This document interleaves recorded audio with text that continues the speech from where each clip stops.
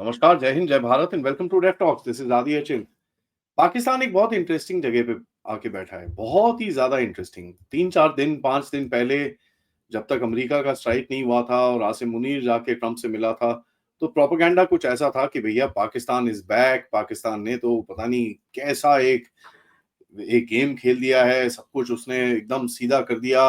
अपनी डिप्लोमेसी सीधा, अपनी इकोनॉमी सीधी, अपनी मिलिट्री सीधी, ये वो बड़ी बड़ी स्टोरीज। स्टोरी कुछ और है। पाकिस्तान ने वहां पर आसिम मुनीर के साथ जो पाकिस्तान के जो भी हैं, मतलब आप बोल दीजिए military dictator, military this thing, खेत मार्शल, जितनी मर्जी नाम आप लगा दीजिए, डोनाल्ड ट्रंप के साथ उसने एक लंच खाया। लंच के अंदर बातें हुई कि भाई मिनरल डील, इकोनॉमिक असिस्टेंस, या भारत के साथ कुछ थोड़ा सा थोड़ा सा चीज कर लिया। यहाँ पर सबसे बड़ी चीज क्या है कि अमेरिका जो बोल रहा है कि भैया मैं बेस बूस यूज करूंगा, तो बेसिकली क्या है, अगर अमेरिका रहेगा तो भारत इतना जोर से अटैक नहीं कर पाएगा, ऐसा पाकिस्तान का मानना है। तो उसने बेसिस बेसिस भी दे रखे हैं। हमको पता है 2 बेसिस से यहाँ पर ऑपरेशंस भी हुए हैं अमेरिकन के during the strikes in Iran. तो ये सब चीजें बात हुई। उसके बाद बड़े खुश इन लोगों ने बोला भैया बल्ले बल्ले, पाकिस्तान इज सेट, आसिम मुनीर जिंदाबाद। एंड वापस आते साथ गवर्नमेंट ऑफ पाकिस्तान ने जाके नॉमिनेट करा डोनाल्ड ट्रंप को for the Nobel peace prize. हमने बोला वाह। ऑफिशियल पहले तो यार आसिम मुनीर ने भी स्टेटमेंट दिया था, उसके बाद ऑफिशियल नोटिफिकेशन आ गया कि साहब government of Pakistan recommends president Donald J Trump for the Nobel peace prize. तो ये भी आ गया बाहर। तो सबको पता चल गया कि यार ये क्या बकवास है। अच्छा, बाय द वे, यहां पर मैं आपको मेंशन करना चाहूंगा कि आर्मी चीफ जो हैं इनके, खेत मार्शल आसिम मुनीर, ये जब प्रेसिडेंट ट्रंप से मिले थे, इनकी आर्मी की तरफ से, DGISPR की तरफ से एक स्टेटमेंट आया था।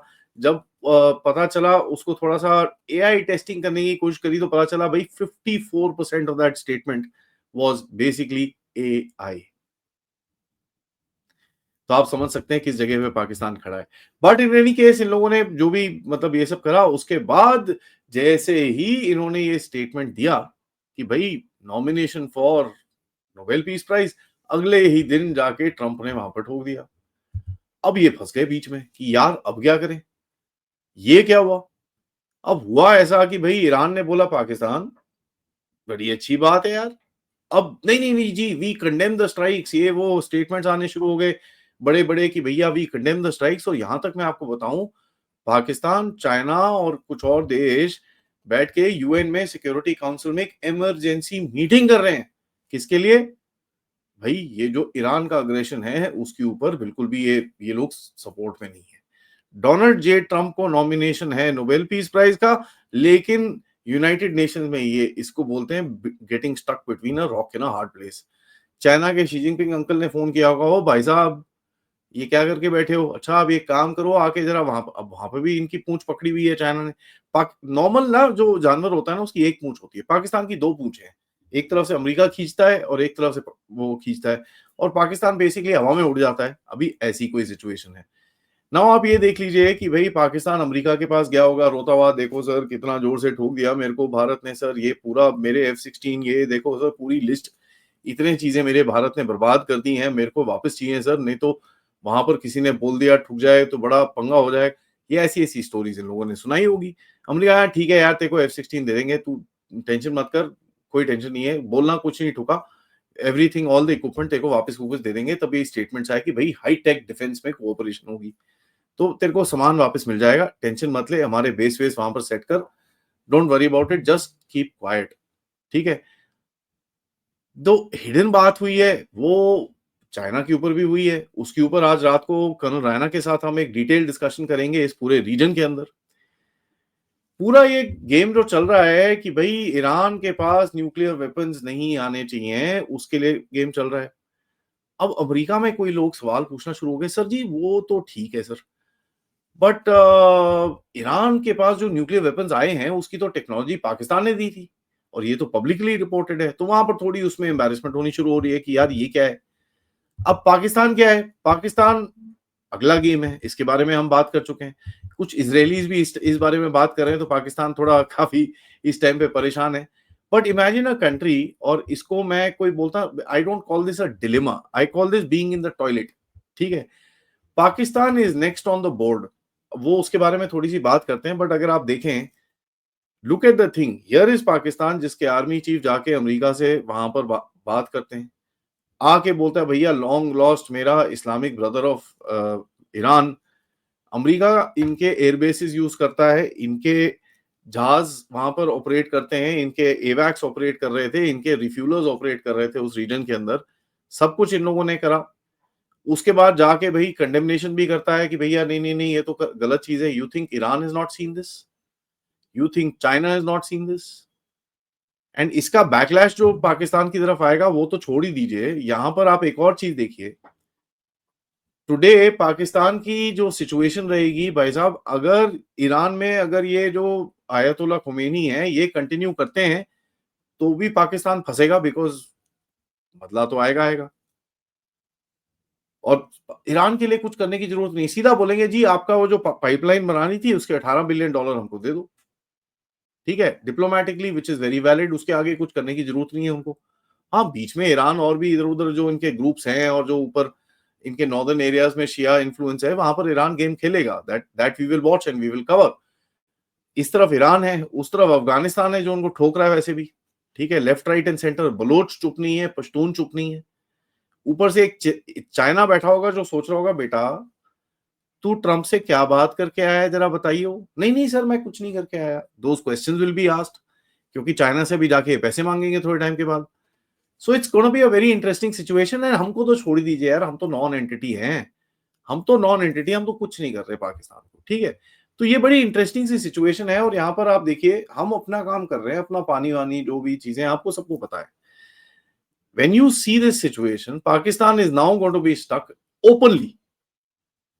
डोनाल्ड ट्रंप ने जो उसको बुलाया वहां पर, उसको लेजिटिमेसी तो दी, लेकिन उसके गले के अंदर एक फंदा भी डाला है, बिकॉज जो लोकल एक गेम खेलता था Pakistan, it will try to, but it's going to be extremely difficult to play that game, क्योंकि ईरान के साथ जो इनके रिलेशन अभी स्पॉइल होंगे, चाहे वो आयतुल्ला वहां पर कंटिन्यू रहे या फिर एक इजराइल फ्रेंडली वहां पर रजीम आ जाए, जो रजीम चेंज की आज डोनाल्ड ट्रंप बात करनी शुरू हो गया है कि अगर वहां पर एक अमेरिका और इजराइल फ्रेंडली रजीम आ गई तो फिर भी भैया पाकिस्तान की गेम खत्म है। और आपको पता ही है इजराइल एंड पाकिस्तान कितने अच्छे दोस्त हैं और कितना प्यार करते हैं एक दूसरे से, so you can imagine what's gonna happen further. तो ये जो बड़ी बात हुई कि भैया आप देखें भाई हमारे आप मिनरल्स ले लीजिए बलूचिस्तान से, पश्तूनिस्तान से, ये चक्कर क्या था पाकिस्तानियों का, एक यूक्रेन की तरह एक सिक्योरिटी गारंटी लेने का चक्कर था। Now I will explain this security guarantee deal also कि ये अमेरिका गए क्यों, मतलब एक तो लेजिटिमेसी थी, दूसरा ये जो मिनरल की बात कर रहे हैं, the game is they want कि यार अमेरिका की कोई एक कंपनी यहां पर आ जाए, ठीक है, उसके बाद बलोचों के साथ थोड़ा सा उनको वहां से बैकिंग मिल जाए, थोड़ा सा उसको सपोर्ट मिल जाए कि यार ये बलोचों को बोलो इतना ये जो हमारे साथ करते हैं आप भी उनको जरा सपोर्ट करते हो सर, सीआईए को बोलो थोड़ा सा कम करें। बट देखिए CIA has his own game, CIA Trump के नाम से नहीं चलती है, तो ये पाकिस्तान भूल गया है, ठीक है। सीआईए अपना काम अलग करती है और ये तो बड़ा एविडेंट है बिकॉज ट्रंप भी सीआईए को संभाल नहीं पा रहा है। टू सेकेंडली कि भैया किसी तरह से पश्तूनिस्तान इधर उधर भी कुछ अमेरिकन इन्वेस्टमेंट अगर आ गई तो यार अफगानिस्तान का थोड़ा डंडा लगेगा, मैं थोड़ा सा बीच में बच जाऊंगा। कोशिश ये है, he is wanting to sell कि भाई रिकोडिक माइन ले लो। अब वो रिकोडिक कितने को पता नहीं, रीपैकेज करके वो थोड़ा सा जो बोलते हैं ना बबल रैप दोबारा लगा के बेचते रहते हैं लोगों को। चाइना को भी बेचने की कोशिश है, यूके को भी बेचने की, बाय द वे यूके के साथ तो डील कर ही चुके हैं ऑलरेडी, वो भी कभी मटीरियलाइज नहीं हुई। सो ये बड़ा एक इंटरेस्टिंग इन्होंने गेम खेलने की कोशिश करी कि किसी तरह से जो इनकी वीकनेस बाहर आई है ड्यूरिंग ऑपरेशन सिंदूर उसको कवर किया जाए, अमेरिकन से एक थोड़ा सा बैलेंसिंग सपोर्ट लिया जाए, गेट टू अ पॉइंट कि भैया आपको ईरान के लिए जो चाहिए सर हम खड़े हैं आपके साथ, आप प्लीज हमको थोड़ा सपोर्ट करो, बचाओ सर, वो ठोक रहा है हमको, आप प्लीज सर हमारे F-16 ठुक गए हैं, थोड़ा हमको चीजें वापस दो, otherwise our air force is pretty much useless right now.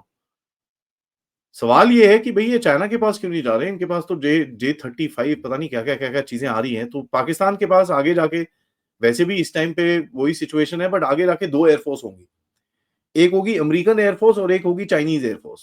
तो पाकिस्तान जो हीरा मंडी टर्म हमने एक डाला है, you can imagine is gonna be, so northern Pakistan जो रहेगा that will be Chinese autonomous region of northern Pakistan and southern Pakistan जो रहेगा that will be American autonomous region of southern Pakistan, something like that is gonna emerge, क्योंकि these guys are playing a dangerous game.